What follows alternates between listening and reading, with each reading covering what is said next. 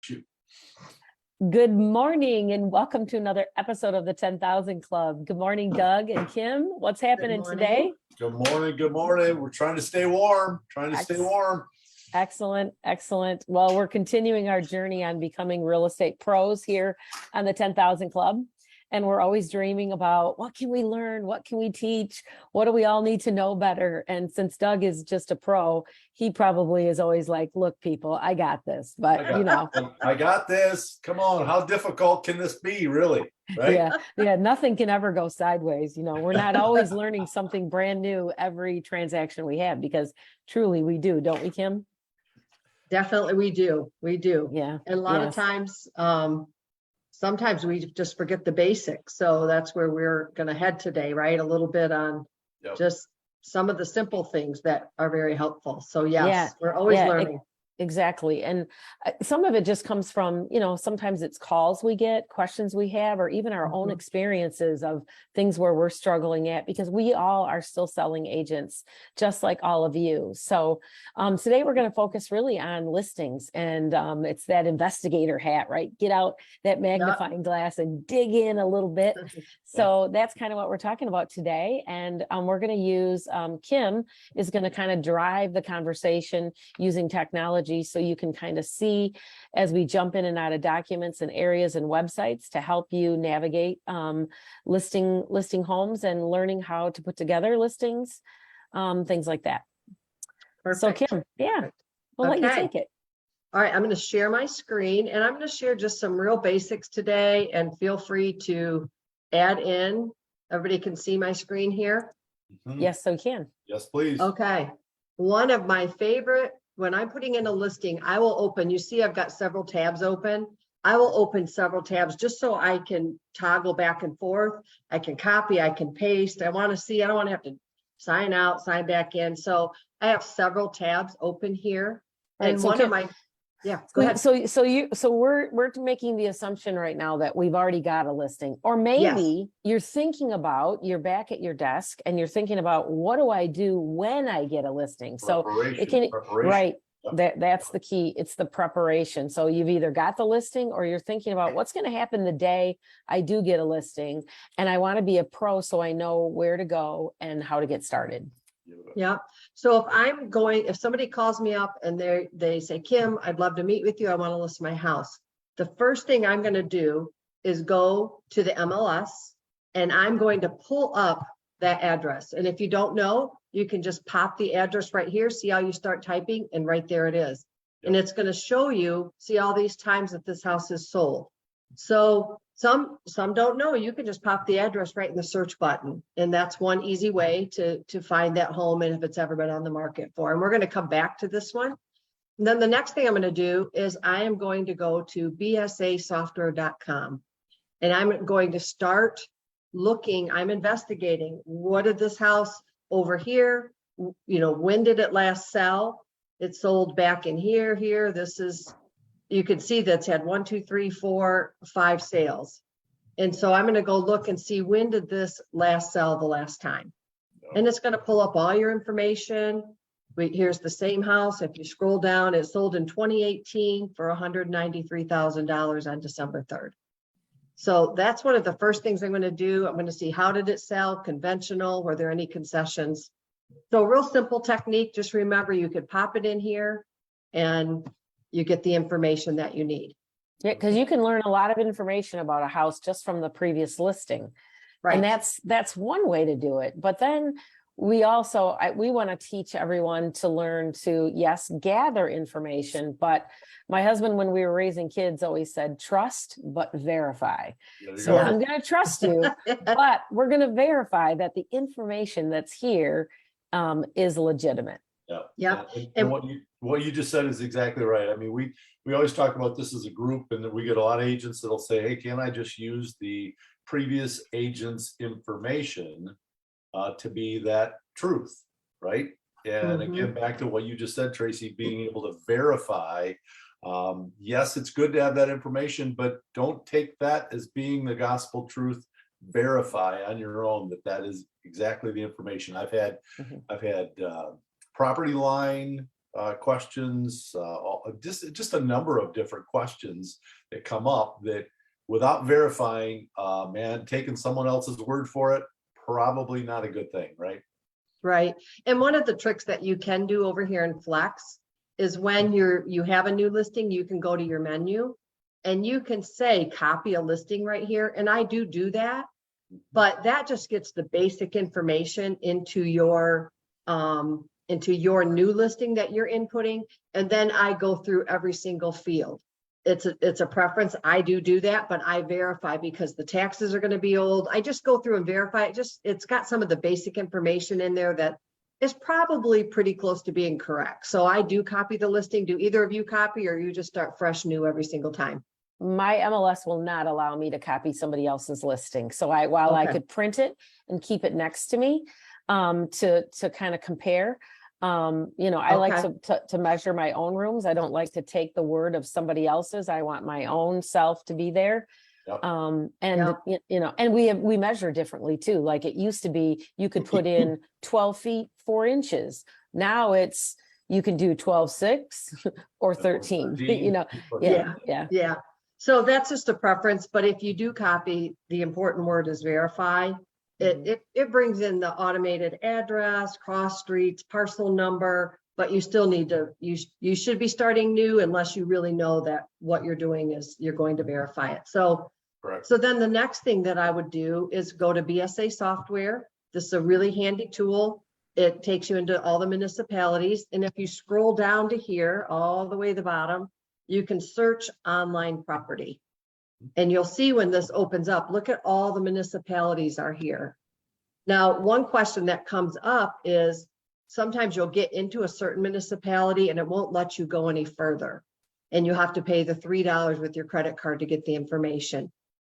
Pay it, right? Just get your information. There are other ways that you can find that resource or find that information. RPR, you can gather it there. But don't let that hold you up is my point. You need the information, right? To me, I say this is one of the most accurate, places that you can look for information. It's a cup of coffee, guys, $3, but yet it still gives you a lot more information than sometimes you might get other ways. Yeah, I mean, you could go down to the municipality, walk in the front door, right? You could do that, but for $3, you don't have to get in your car. You don't have to drive across town or maybe to another county. You can do it right from home. A lot of communities are still free, but these communities inside of each one of these counties, because they're divided up by counties, it's a moneymaker for these communities. Sure. It's much easier for them to be able to provide this information to you online in the comforts of your own home than to have to pay an employee to stand at a desk, right, and answer all these questions from the public.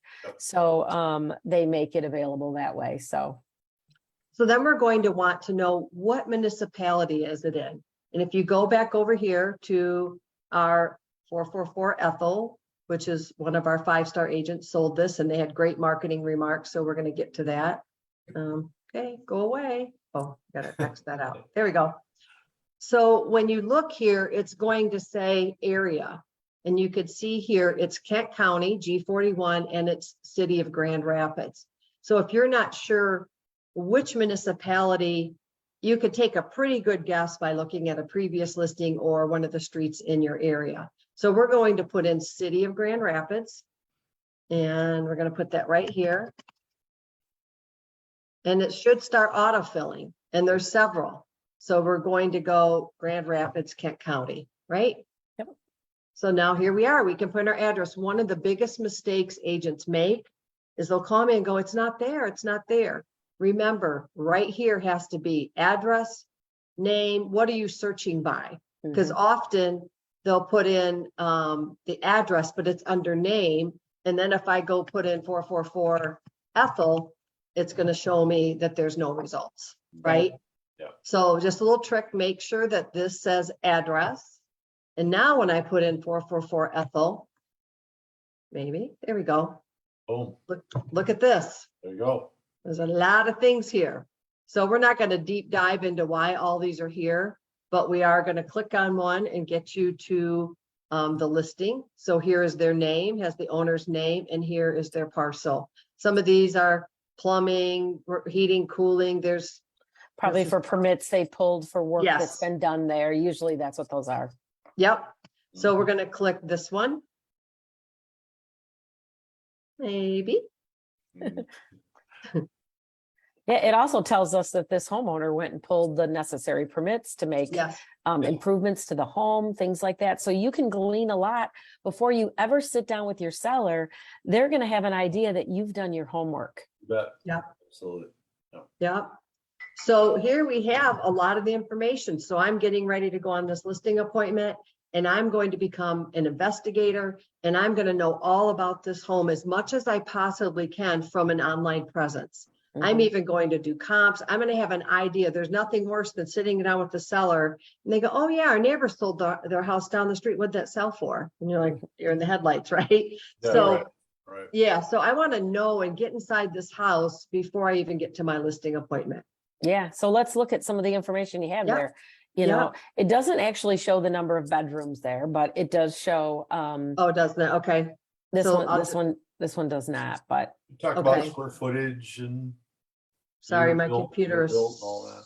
Yeah. super slow for some reason today. that's But see, okay. it's giving us pictures. All right, so let's go back in here.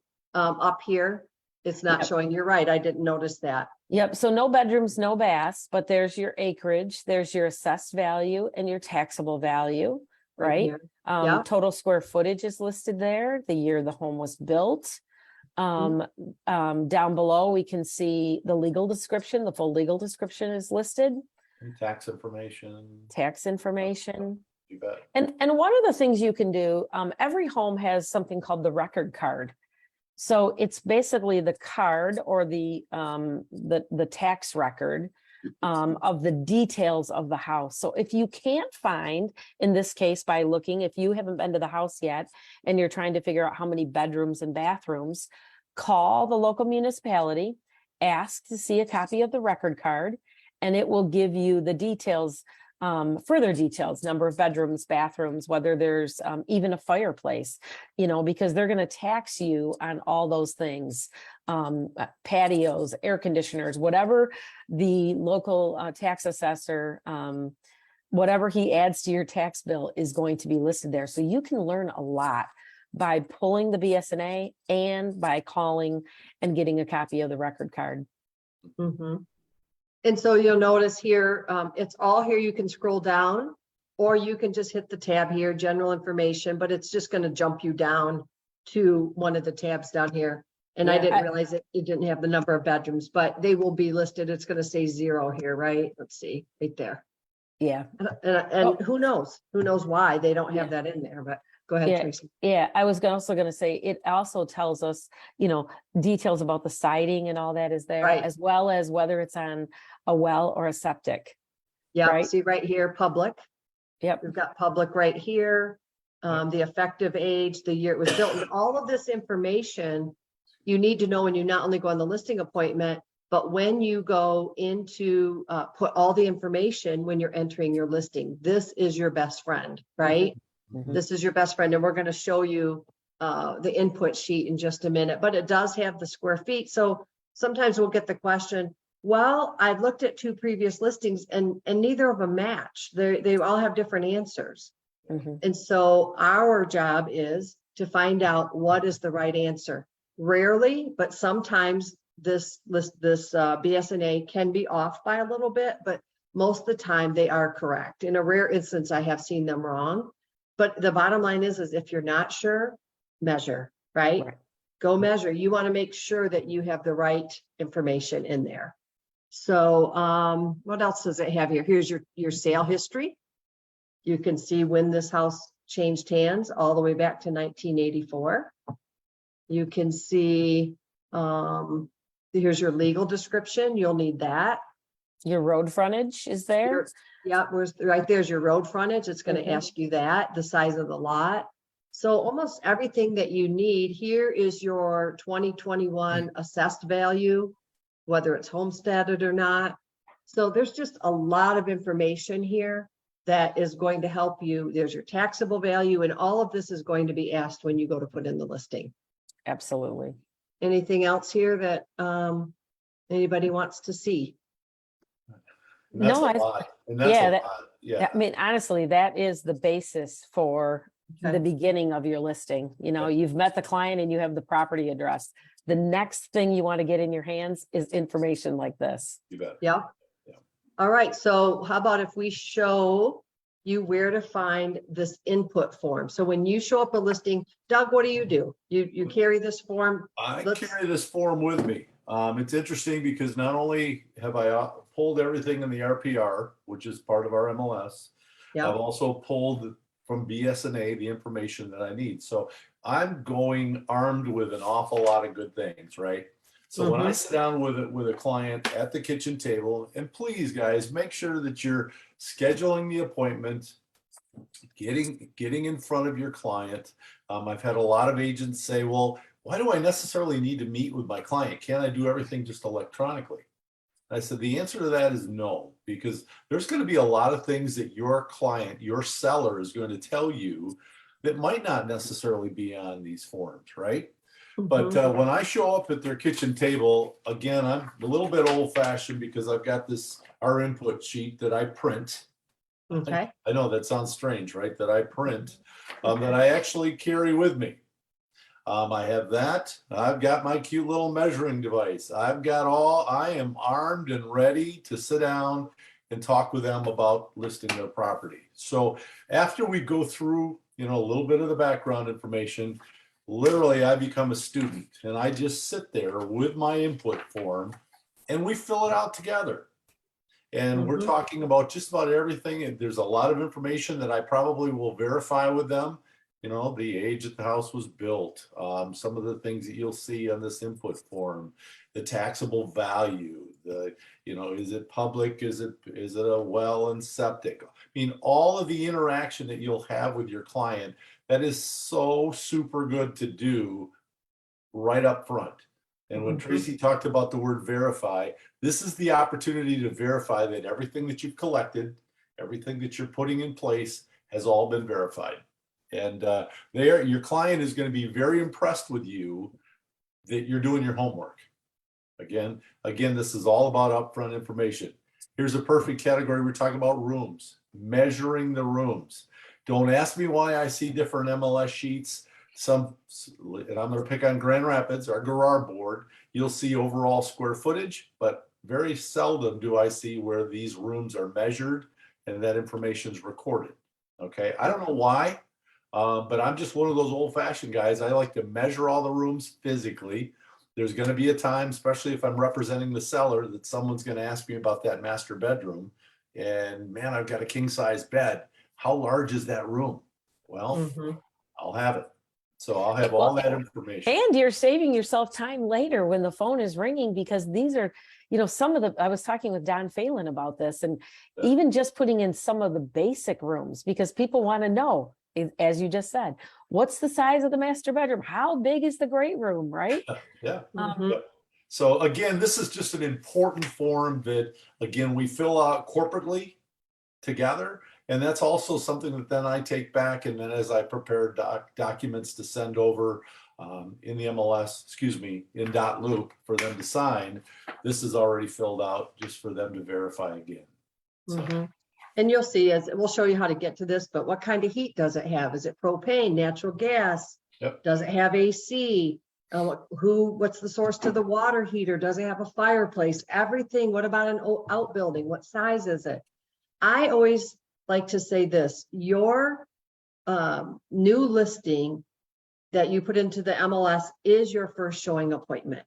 We want to make sure that when we put in a listing into our MLS, that it has professional photos, that it has accurate information, because as soon as you hit submit, I believe there's a couple minutes delay for you to check it, but you can also put an incomplete. You can check it all ahead of time, but there's a little bit of a delay, and then it populates out into all the portals and all the buyers that match this criteria.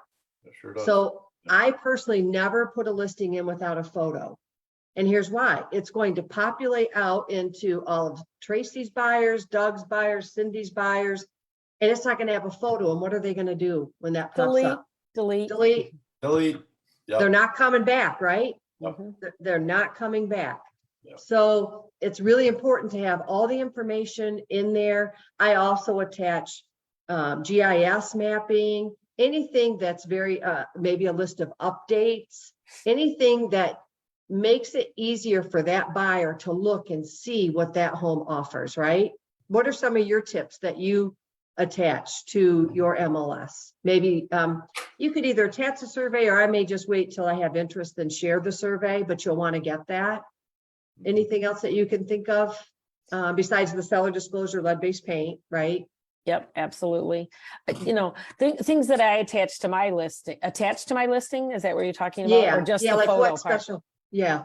Yeah, other Besides- attach, I've got a form that I have that basically says notable upgrades and things I love about my home, and then exclusions. So I Okay. send those to my clients. It's a nice little form that I put together. It's a way for me to communicate with agents about the things that my clients love about their house. Maybe it's the neighborhood, the community that can't be seen from the pictures. Maybe there are people that are from out of town. And Mhm. so when I put those disclosures up there, I put my notable upgrades, which shows maybe in more detail some of the things my clients have done. Oftentimes I put the dollar amounts next to those. If they know, hey, I put in a kitchen that was $65,000. I'm also doing this because those appraisers are also members of my MLS. So when Mhm. they come to my house, they make an appointment using showing time. They have access to my listing. They download my disclosures. Oh, look at, now they have the whole little list of everything about my home. So I know that I don't have to show up at that appraisal telling the appraiser, here are my comps. This is what I want your homework to look like. I've sort of subliminally communicated that to my appraiser before he ever walked through the door. And then I just show up, I smile, and I turn on lights and have nice conversations and lock the door and leave. So Mhm. And this is where you would add those under documents. We're going to come back to this. So before we move on, if you're looking for this residential input form, if you click on templates, it's going to bring you here, and then you're going to scroll down to 5-star company forms. And then you can go right here and do input. And oops, over here. And there it is right there. And then you can copy it to your folder. There's this nice little button over here. Once you open it up, and you can copy it or print it or whatever it is you need to do. So, You know, and I think when agents do, and I don't know if this is just a typical, you know, not a mistake, but kind of just that they overlook this form. When they see the word optional in dot loop, there's a percentage of our agents that go, well, okay, it's not a form that I really need to spend any time on. And I'm going to argue that every day, all day. That is a form that is so important for you to fill out, to make sure that, as Tracy said, as you're verifying everything that you know, we've seen it happen that just agents don't verify, they don't have these conversations up front with the seller. And then ultimately the way they display their listing, the way they're having to talk to other agents about it. Again, this just gives you the necessary, I'll call it the backbone, the information that you're gonna need to feel confident with as you spend time talking about your listing. yeah, So, because ultimately you're going to be doing this after you've gotten the listing. You're going to be sitting at home. You're not going to be at your seller's house, and you're going to have to continue to call them to find out all the things that you didn't figure out while you were standing in their house and had the opportunity to, one, ask the question, or two, walk through the house and find out for yourself. yeah, not very professional, right? Right, Not like very professional. yeah, like we know they have a heater, right? There's a furnace Right. in that house, but do we know whether or not there's an air cleaner or a humidifier? But we can find out those things when we're there, because we can just go look at the furnace if they don't know, because you'll be surprised how many sellers don't know whether or not they have a humidifier on their furnace. So, right. They don't know. Yeah. So 2 more quick things. We are going to look at the comments in a second, but I just want to point out all of these tabs are here for a reason, and they are very helpful. And if you go into more, you can go into RPR, and that's another source where if they're asking you to pay at the municipality site, you can click over here. I'm not going to spend time on it for time's sake, but just to note, in November, we have 3 workshops with RPR that we will be doing Oh, that's weird. Okay, well, I'm not gonna show you that. Oh, I have to sign in. I don't know what that is. Sorry, I'm in a different browser today. It's over in my other browser. I did one that was clean. So, but you can click into there. It's gonna bring up the same things that you just saw at BSNA. Oh, so I was saying we are having 3 weeks of RPR webinar, November, the 2 first Wednesdays, and then another third date that's on the calendar. So watch out for those, and that will help you with RPR. But just know all of these are here for a reason. And there's a lot of information right in these little tabs, right? So one of the things we wanted to close with too. So this is what it looks like. See how, they have all the square footage. This is what your listing card. Most of you are, I'm sure, are familiar with this. You may be in a different board. But the thing we wanted to show you is pay some attention here to your public remarks. So this is where it's really important to describe your home. So Tracy, you and I were talking about this yesterday. So tell me how when you're ready to describe this home, what is your process? Yeah, well, I think the one thing I always start with is that the notable upgrades, the things I love about my house. So again, I have my clients do that in advance. So I already know the things they love. I know the things where they've made upgrades to. And when I write I always call them flowery words. And everyone on my team calls them, hey, are the flowery words done? Who's doing the flowery words on this listing? Nice. But they're the things that make us, I think sellers put a lot of emphasis in this area. And I'll be honest, as an agent, when I'm scrolling through the flowery words, I'm looking for new furnace, new roof, new kitchen. I'm just looking for new. I don't really care that it says, welcome to the 3-bedroom, 4-bed, whatever. I don't really care about that, but I know it's important to my sellers. So because it's important to them, it needs to be important to me. And so I always like my flowery words to include those things that are new. I want to highlight those things. I want the word new. I want the year that it was done. But I also want to try to describe the home in a flow that makes sense from the moment they step through the front door. So whether it's step through the front door and onto the hardwood flooring, move from this room to that room, head to the top of the stairs, behind the kitchen, you'll find hidden the master bedroom. I try to move people through the house when I describe my words. What about you, Doug? I do the same thing. I usually start with the flowery words, and then I will say furnace, AC updated 2018. Then I'll start listing those. And sometimes it gets long, and this one doesn't have a more button, but you do have to hit the more button. And I really try to put the information that's most important to my seller before the more button, because some won't click that. And I want to make sure that that's highlighted. Yeah. Well, just those of you that know me know that I'm very quiet. I'm a man of few words. I don't say a whole lot. It's more about my actions than it is my words.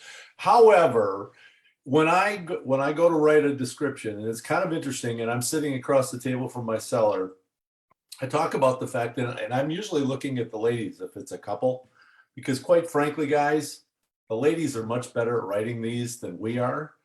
Typically, the guys are a little bit about the nuts and the bolts, right? I'm going to give you the nuts and the bolts on the house and why it's so well built and what it has. And again, as Tracy, you couldn't have said it any better. You're walking someone through the home. You're giving them an idea of the flow, what that's looking like.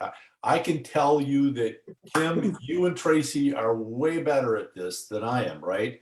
So what I say to my seller is, who knows this home better than you guys do? So here's what's going to happen. I'm going to ask you guys to write a description for the home. I'm also going to write a description for the home. This is us working together as a team, right? And we're going to put those descriptions together so they make sense. So now we got a little ownership, right? We got the sellers who are all excited about telling me all that they can tell me about their home. And yes, those words new and updated and all of those things, what we're trying to do is just put people in a position to go, man, after reading that, this is a place that I can't miss. I got to go see that one. Okay. And so I work a little differently there, just simply because I want it to be more of a corporate effort. So does that make sense? Yeah, I Yeah. like that because I then like you're, that. when you ask them to enter into that with you, you're finding out from them exactly what they think is Mhm. important. I like that. I'm gonna start doing that, Doug. I like that. Well, I know where my weakness is. My weakness Yeah. is, Doug, you're a guy that's gonna tell the nuts and the bolts and the Mhm. guy stuff to the listing. If You're I'm gonna- talking to, if I'm talking to a mechanic, man, I get this. He and I are like, Yeah. we're in line. Yeah, most so- people are not just interested in the garage. Correct. Yeah, yeah. The man cave. And it's Yeah. heated, and it's heated. Yeah. No. Yeah. So anyways, Yeah. that's how I work. That's how I And a work. couple of things that you can do is if you're struggling, I often struggle with those marketing remarks after all these years. I will go out into a different community where there's an area that I really like.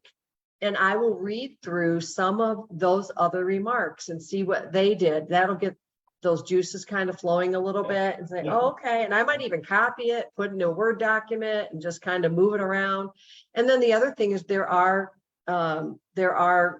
companies out there that you can get a daily tip on writing those remarks. I mean, we know if you just Google it, it's all there, right? Yeah. I mean, you Yeah. can find something on YouTube, Google it. There's something out there, right? Yeah. I always laugh when I see a marketing remark and it begins with, this home has 3 bedrooms, 2.5 baths. Yeah. I'm thinking, I know this. we know Yeah. this. Yeah. Tell us right. something I don't know. Right? Yes. Yeah. Well, that's awesome. So I would encourage you to, if you're a new to industry agent, if you're an agent that's been with us even for a couple of years and haven't had your first listing yet, this is a great time to practice writing words. Go ahead, write yourself a ranch flowery words, a story and a half or a bungalow, a 2-story, and set them aside so that this becomes your starting place. When Mhm. you get your first listing, right? You're going to have an idea of how to do it. It won't be your first you've ever done, and save them in a Word document so that you've got them someday.